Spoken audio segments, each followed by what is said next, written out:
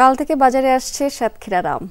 প্রথম ধাপে বাজারে উঠবে গোবিন্দভোগ, গোপালভোগ, বোম্বাই, গোলাপখা সহ স্থানীয় জাতের সব আম। এরপর 20 মে হিমসাগর, 27 জুন ল্যাংড়া এবং 5 জুন থেকে আম্রপালি আম বাজারজাত করা হবে। এদিকে গাছ থেকে আম ভাঙতে মুখিয়ে রয়েছেন জেলার আম চাষি এবং ব্যবসায়ীরা। কৃষি বিভাগ জানিয়েছে যে কেমিক্যাল মিশ্রিত আম যেন বাজারজাত না করা হয় সেদিকে সতর্ক থাকবে প্রশাসন। নিয়মিত চলবে বাজার মনিটরিংও। এবছর জেলায় 400 কোটি টাকার আম বেচা বিক্রি হওয়ার আশা করছে কৃষি বিভাগ।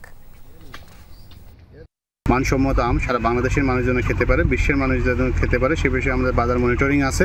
তারপরেও আমরা কৃষকদেরকে সাথে যোগাযোগ রাখতেছি, তারা যেন সহজেই আমটা বাজারজাত করতে পারেন এবং এই আমটা বিশ্বব্যাপী যেন ছড়িয়ে যায় সে লক্ষ্যে আমাদের ঊর্ধ্বতন কর্তৃপক্ষের সাথে আমাদের কথা হচ্ছে।